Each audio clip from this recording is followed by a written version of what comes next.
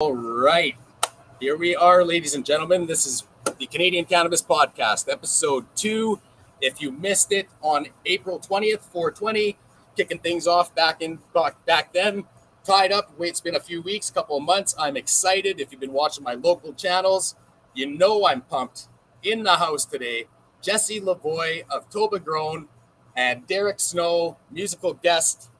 Jesse's going to be joining us, obviously, here. He's here today to share local Manitoba provincial regulation cannabis education. We'll be talking a little bit about the Toba Grown initiative. Jesse's going to educate us a little bit, as much as we possibly can, on the Toba Roll Syndicate and other procedures that are happening in the backdrop in Manitoba. I'm excited to learn about this entirely just based off of the trial that's going to be coming up. It's so much information that Jesse brings here. It's so wild. Woo. Get it out, ladies and gentlemen. I'm pumped. You've been following it. You know it. This is how it goes. Music, weed, food. This is the Canadian Cannabis Podcast. And once again, I'm going to turn it over to Jesse to explain a little bit about why he's here today. What it meant to him as far as understanding the approach behind Respect My Region, the North American Weed Tour, and trickling down, obviously, locally to decolonize cannabis on YouTube. So no further ado, Jesse, please. Thank you for the great intro. First time we're meeting in person today. We've spoken on the phone quite a bit setting this up. I've been watching the show. Big fan. Excited to hear you play. Thank you.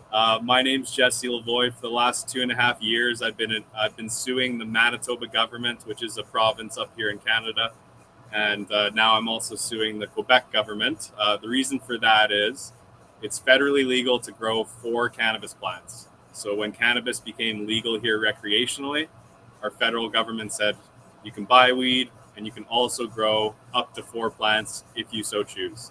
Manitoba and Quebec government said, nah, we're going to ban it. If you grow 1 plant, you get a $2,500 fine.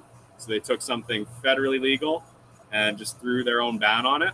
So when I looked into their reasonings for doing this 2.5 years ago, I saw holes, I saw weakness, and I attacked it. I started with a local legal firm here, and now I'm working with Kirk Tusaw and Jack Lloyd. They're the 2 lawyers that worked to get medical growing here 20 years ago legal and recreational cannabis legal in the Supreme Court of Canada. And speaking of Supreme Court, I know I'm rambling on here. In 2 months, September 15th, we go to the Supreme Court of Canada for the final showdown for this battle for 4 plants. So the show is great timing. And that's me in a nutshell. Thank you, Jesse. Very, very on par with, obviously, the platform itself. Cannabis education, appropriate education methods, and focusing, again, the Cannabis Act, its regulations, and harnessing, obviously, what we're faced with in Manitoba, as Jesse has explained, is almost the overkill approach to the public safety proportion when it comes to medical grow. And I'd like to obviously spin up. I made a little note here based off what Jesse had just explained to us, and very, very much full circle and kind of very important to the process of actually getting back into the swing with the Canadian Cannabis Podcast. So decolonized cannabis went west for a few months. I was in Alberta. Prior to going to Alberta, I had learned of Toba Grown and the initiative and had started to follow basically mainstream media information that had come out. What was particularly interesting at the point was I was a certified and insured medical grow. So I was approved for 19 plants at home. I worked with Red River Mutual. I had my plants, my home grow insured and followed by all of the regulations, installed HVAC, security system. Obviously, I'm a family man. I had children. So, I mean, everything was secure, following all the regulations. And ultimately, what I like to deem myself as a contributing citizen, you know what I mean? So removing entirely the stereo and the stigmatite behind any of the public safety measures. At the same time, I head out to Alberta. I've also subscribed to other publications, of course, and want to keep that commitment to lifelong cannabis education and learning. Following others' activity in the province, Jesse was constantly making national news while I was in Calgary, able to follow that. I learned of Jack Lloyd, that the Quebec connection was going to happen. And living in Alberta was a different swing because I had gone from growing my own space to removing that from my daily activities, and then living with my brother, and ultimately facing the regulations behind the landlord or the landowner having final say whether cannabis can be produced or not. And in that situation, it was not, even though Alberta was a full-on 4 plants per household state, right? So there's still limitations and regulations. And it's like that, I felt it. Then I felt it big time when knowing you're bringing in Jack Lloyd, the big hitter, and then connecting forces with Quebec. At that point, I didn't know I would be returning to Manitoba. But when the opportunity to come back in March, you were not far anywhere off the list of knowing that this is going to be some sort of connection at some point. And again, drinking it here, man, mentioning the Supreme Court coming up, the trial. So, I mean, if you can explain even a little bit within your comfort zone of what that process is going to be like, what would it's like? What does it signify for Canadians, for Canadian consumers, for producers, I suppose? And like one thing in particular I noticed was Winnipeg was looking at wanting to remove medical grow sites altogether from within city limits. And I mean, that's something I've always had on the back burner, now looking at when and where I can get set up once again for medical grow. You can smoke on here, right? Absolutely. What are we hitting today there, Jess? Sorry to interrupt you with that. That's perfect. As I was lighting, I was like, I should probably ask. Well, you picked up some Cypress crafts. They're part of the Toba Squad, Toba Syndicate. And yes, what I'm lighting up is Canada's first ever not-for-profit cannabis product. So to help pay for our legal bills and to help local charities, we launched this called Toba Rolls two months ago. We had some before the show. How we feeling? Yeah, it's I'm a heavy smoker, and I was only able to smoke half of it. It took me out. I was like, it's the first time in a sense. So yeah. I'm going back to your question, and I'm big. Obviously, you look at I'm the rambler, man. You know that I'm big, so it's good. Yeah. Thank you. Going back to your question, I view what this fight is in Manitoba and Quebec as a battle between closed-minded thinking and progress. Sorry, I should have shared. We're almost at 420. Ooh. Should we hit both? Sorry? Should we hit Cypress too? Let's do it. All right. So, no worries. So, battle of closed-minded thinking versus progress. The reasoning for putting these bans in place is they don't want kids to eat the plant. They don't want people growing 4 plants and selling it to the black market. They don't want your house burning down from the grow lights. They don't want mold from your plants forming and killing you. And they say there's no way for people to have quality assurance on the weed they're growing. So all of these arguments are archaic. They were defeated in the Supreme Court 20 years ago when medical growing was allowed. Now they're reusing these old arguments with no new stats. Meanwhile, there's stats from all these provinces who've had 4 plants since legalization in 2018, all showing Cypress Craft, hitting the Cypress Craft pre-rolls. It's 420, ladies and gentlemen. Spark it up. That is nice. It almost tastes like a fine tea or something, I guess. Or that's like tasting it. Yeah, those boys grow good weed out in North Cyprus. They use shipping containers. They built their facility right on their family farm, so they're 4th generation farmers out there, and they have all the infrastructure and whatnot to pull it off. And yeah, they grow good weed.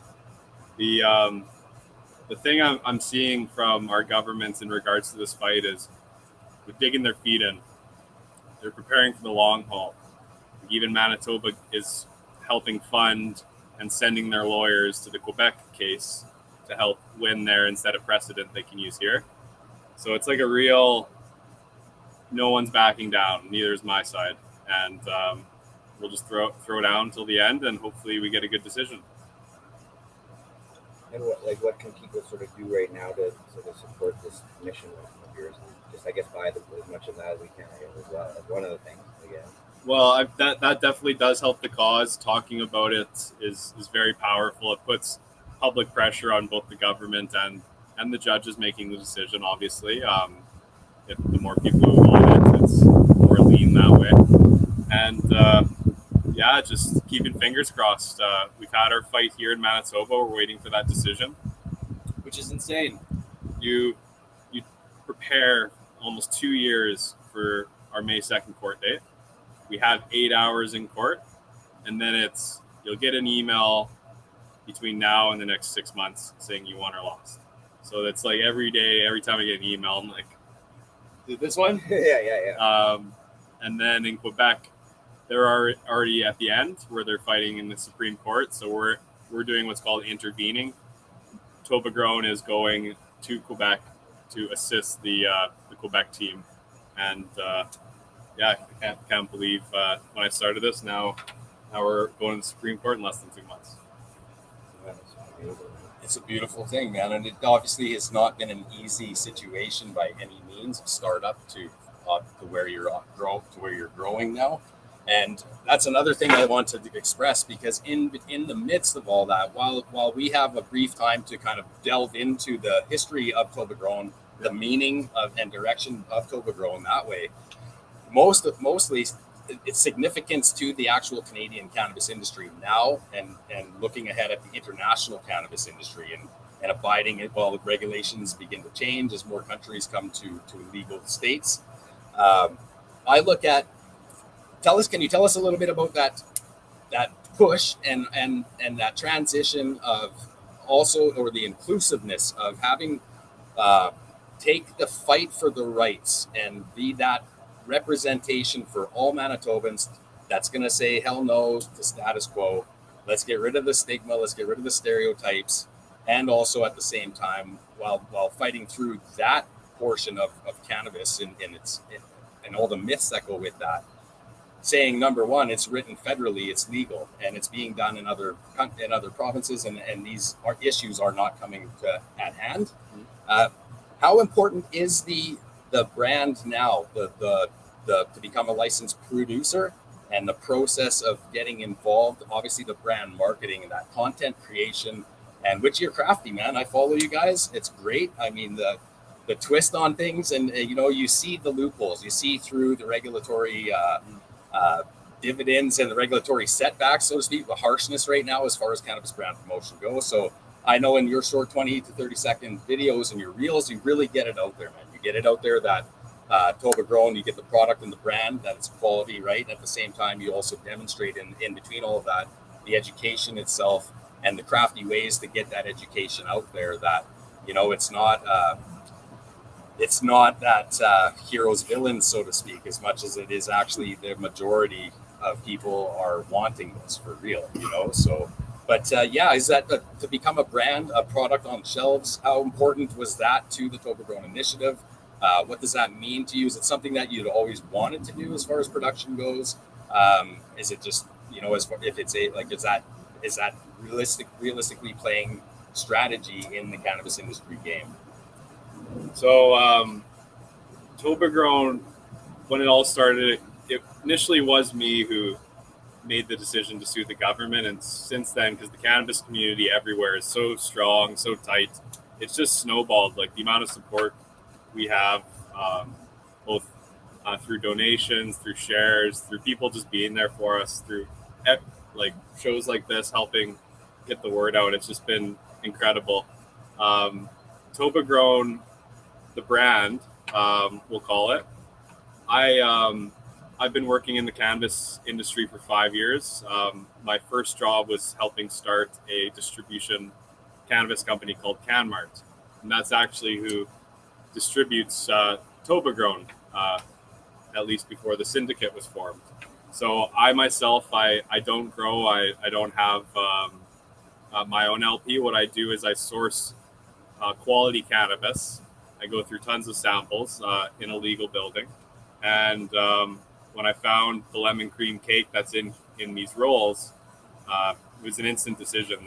The smell, the terps, I'm not going to say taste, because legally you can't taste it. It's one of the shortfalls. You have to wait till you can purchase it. But now what I've done is with my partners is, and partners are Sorry, I'm also high now. It's Cypress Craft, Toba Yeah. rolls, baby. Yeah, it's a 420 salad. Manitoba style.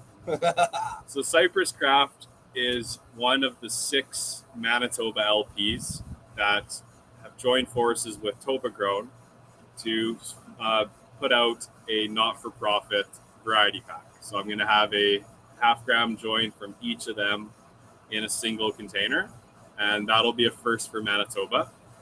What has come from that is, after talking with them, after discussing this not-for-profit product, hearing all their issues with shipping, with their current processor, with and then combining all those same issues with what I was facing, we decided to come together in one of their already licensed buildings. And I quit my full-time job. I built a small team, and all of us independent companies are coming together, and we're going to package and process all of our own stuff, and we're going to deliver it in bulk to all the Manitoba dispensaries. So that's called the Toba Rolling Syndicate. It's our way of, forming a fist together. Instead of being independent, small fingers, we're a fist, and we have each other's backs. We're creating jobs in Manitoba and bringing all of our processing from out of province into the province. So I hope I answered the question. I know I threw a lot out there. You nailed it, man. You nailed it. And I appreciate your honesty and explanation, because your product is no problem for me working at a cannabis shop, for example, and getting experience as a bud tender. The Toba Roll and the Toba Grown initiative is a very easy sales pitch. Over in Elmwood, I mean, the people that come into Pot Life Cannabis and Vape Shop are very local, very friendly, a lot of foot traffic, and community people. That's what Jesse mentioned, man, is the cannabis community, the cannabis culture. And a lot of the people that we have no problem selling the product. If I'm not able to verbalize some of what Jesse's just explained here, and previous I didn't know at all. I mean, I go, obviously, he's got great drop cards for any retailers looking to connect with Jesse. His information, his handles are all in the description of this video. Hit him up direct. But I mean, it's a beautiful thing, because they generally customers will read the information regarding the not-for-profit initiative. We've got a placement card regarding the Toba Squad. So you guys are super supportive. And absolutely, man. Absolutely. And proud Manitobans have no problem supporting that cause, man. They're affordable, under $20, right? Their quality, as you just explained and answered even more questions that I had. It's just a beautiful situation. Well, again, the full circle effect, to be in Manitoba, to be resuming the show, and actually looking ahead that this is going to be every Sunday until December 11th. Nice. So anyone from the Toba Squad that is tuning in, checking out, following up with Jesse, he mentioned a major date coming up in September. This, again, until December. So it's definitely not ruled out. I'd be encouraging having Jesse on again post-trial, and so we can hear of the successes at that point, and then do a follow-up episode even further down the line. So it's wide open that way. Everything's adjustable, squeezing extra time in and everything. And that's part of that love, that the community, that support the community culture. And you see it here, the food on the table. These brothers are welcome to eat as we're sitting here. It's not going to be that overhaul. If we find it on episode 3, actually be tuning in from a music festival, particularly focusing on some of the food product there.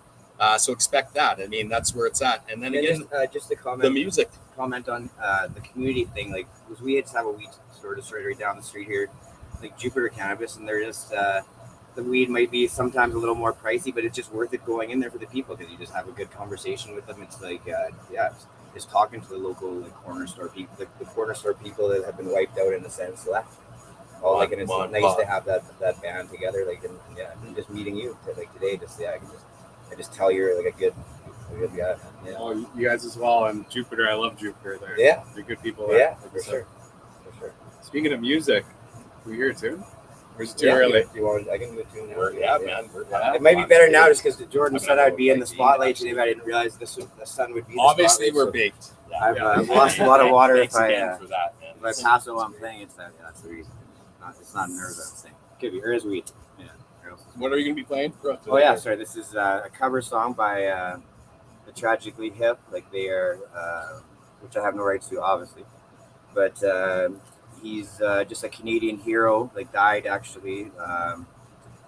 Just if you ever were in any bar or any hockey game or any Manitoba event, like you heard the tragic rip, and even in Canada, like they're just he's a guy that could he could be sitting here in the backyard and he'd come up with some poetic song about it with a good, like, just a magical band, man. Like, this is a tribute to them as well. Now this is called When the Weight Comes Down.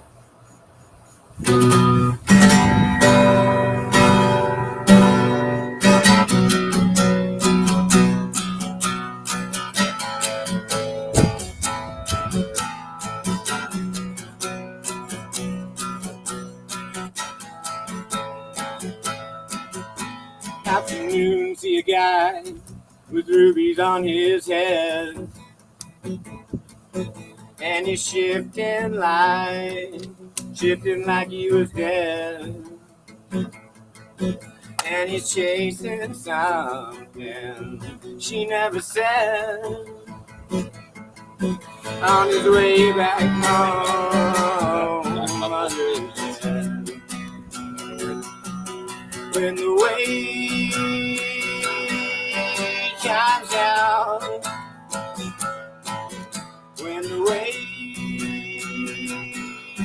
comes down,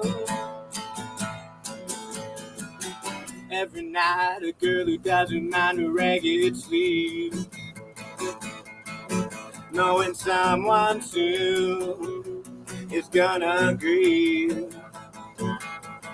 And you know he tells her a story, you just don't believe how Adam never could right by you. Oh no, no, and the weight comes down, when the weight comes down, way down on you, way down on me. And the girl walks by the burning bush. He asks her what's gone wrong, yeah, man. He smiles and he says, open wide, wide, wide.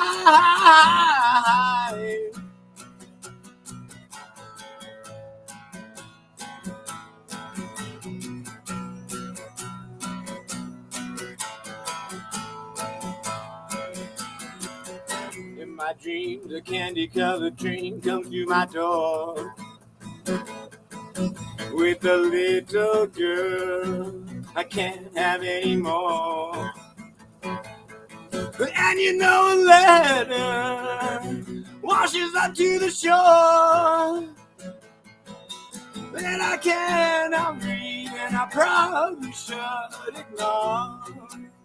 Oh no, no, and the way comes down, when the weight comes down, when the weight comes down, when the weight comes down, and now I cannot breathe, oh. Now get out, get out, get out, get out, get out. Oh no, oh no, oh no.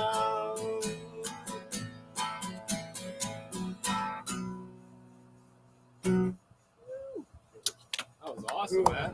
That's hard as the sun, boy. Yeah, well, thank you. Appreciate that, sir. Oh, you're welcome. Yeah, just that song just Those pipes, man. meant just those. I remember hearing that weekend he got diagnosed. I was out at a camp, like a lake, and just sort of sitting around having a good time, like doing the summer, having beers, and then all of a sudden, I just found out from the grapevine that all of a sudden he had been diagnosed, and I was playing Tragically Hip that like right before that sort of shit, and yeah, it's just makes you look at life and how like short it is and how it can just be like, taken like that. But, no matter who you are, like, man. And cannabis, the opportunity to rub stoned enough, kind of pull all of that together through. I mean, obviously, if you one topic, one discussion I generally do not like to shy away from as far as open dialogue goes, and then even what they're saying is, and with the culture is like the legacy, the legal transition, obviously, and the shape up of the legal market as of 2018, as much as well as say the legal gray area in the medical realm. So medical grow and the experience that comes into the industry now in that decade or two previous of that, medical certification from the SOR 2018-144. Even previous to that is other descriptions, other acronyms all the way down the line, to 2011-ish roughly. But again, cancer being the topic as far as the compassion that you're explaining and the music and the meaning for that for you as a performer, and that medical component of cannabis is the healing plant, and being for the plant and not looking to capitalize on it in any kind of way that way, right? Yeah, so I mean, exactly. It's that and that's again, it's just that beautiful thing, the music. We need food generally in my adult life. It's a common atmosphere. More events locally, like Derek was just recently at the Winnipeg Folk Festival. We didn't make it to the Fringe Fest. I know on your feed you were at the Fringe Fest. I've seen on other folks' feeds the Fringe Fest. We have a planned, again, mentioned, like for a music fest, particularly for an episode. So really want to encompass that and keep that rolling. There is, by the way, going to be a mobile weed dispensary at Rock in the Fields, as there was at Dauphin Country Fest this year, first time. And look for that as well in some of my feed as I've connected and learned of that. I'll be there to follow up some of that as well. So, I mean, again, looking at as we move forward, fantastic guests, educated guests like Jesse, talented and educated guests like Derek that are willing to appear on the show and help kind of move that culture and expose that culture to its real beautification. And that the education behind it is really what matters the most. And for now, while there's certain regulations that are kind of almost hindering the ability for brands to kind of really get that meaningful education out there, brand marketing comes as number one, as the fallback is even the cannabis podcasting as we're sitting to do that and looking for those crafty ways on getting the information out there, as well as anticipation for regulation changes and being in positions to move forward very quickly on lost time, which is a sacrificial component to setting these brands up in the industry. And that's right. I mean, so exactly. No, and then like the old way of just getting out there and protesting is a different arena now. So you have to adopt these new sort of things. Yeah, there's the internet is a power as well as a curse, but it can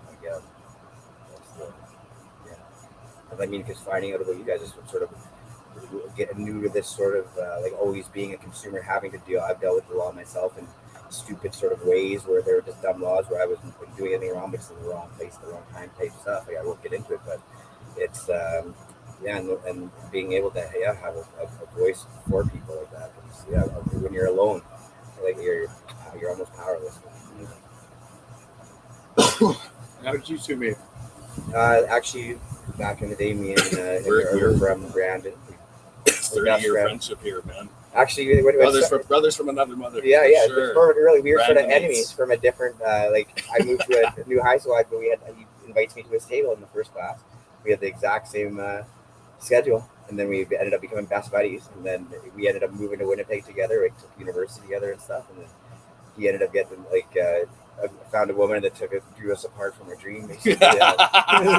That's been his story for the last 20 years. Our dreams, so the fucking fact that it's back full circle like this, of all things, to be in Winnipeg again. I can't say it again with this guy, as Jesse's just asked, and then being able to work together now, especially in a different capacity, in like-mindedness, obviously. So I do enjoy music. I've grown up around music. I don't advertise myself as a musician.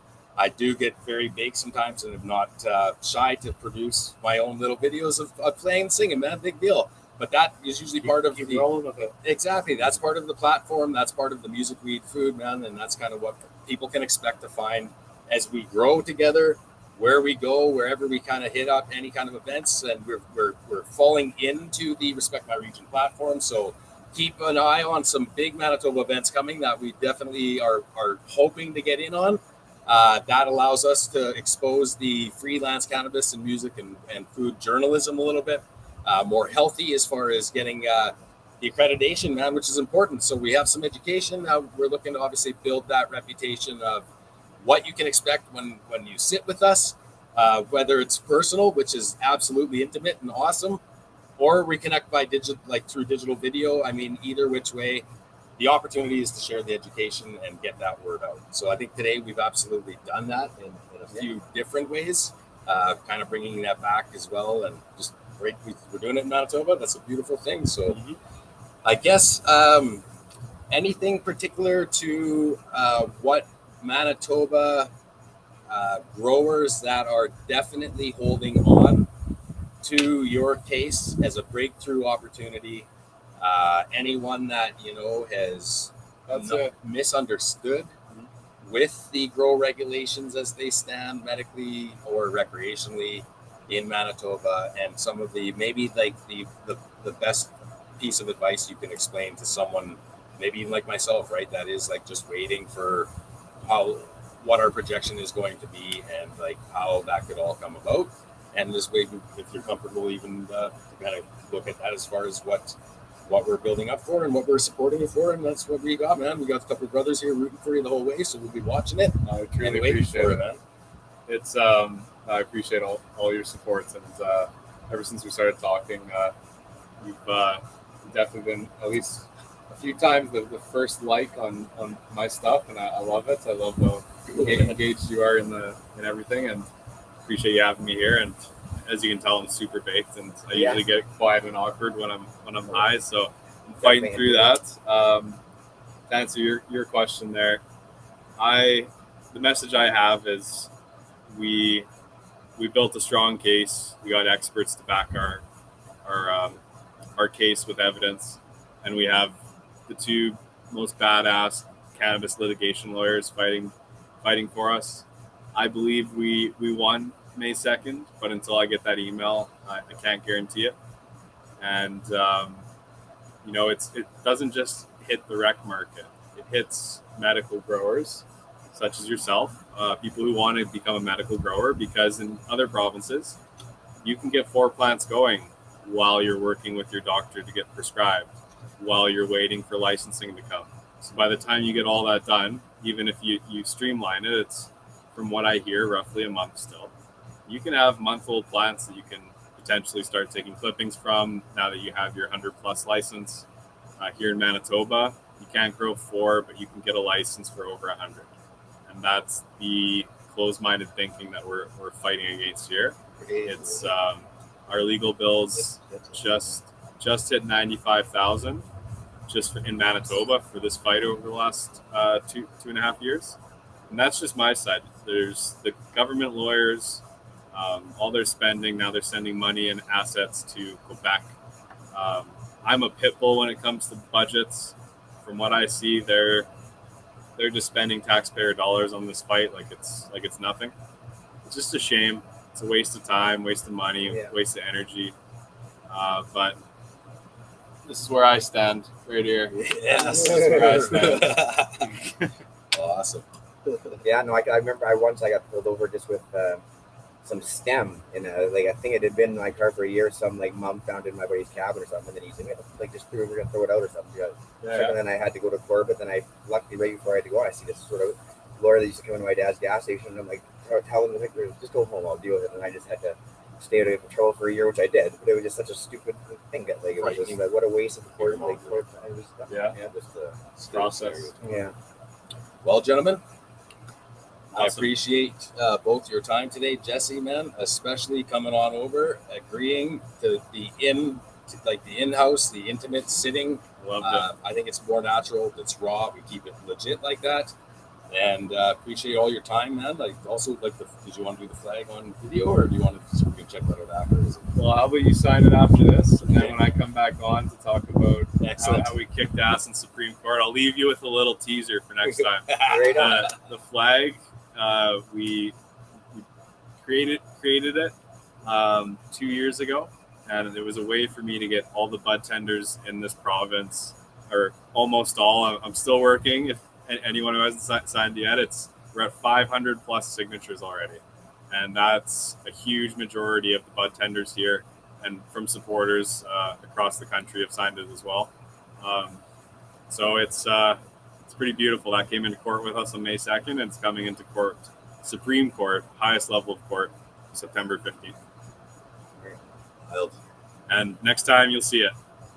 There we have it. I appreciate that closing out. And with no further ado, take care, everybody. Join in every Sunday, 4 p.m. live. Hit us up at 420 through Respect My Region, the stream, Facebook, Instagram, Twitter, Twitch, and that'll be it. See you later. Peace. See ya.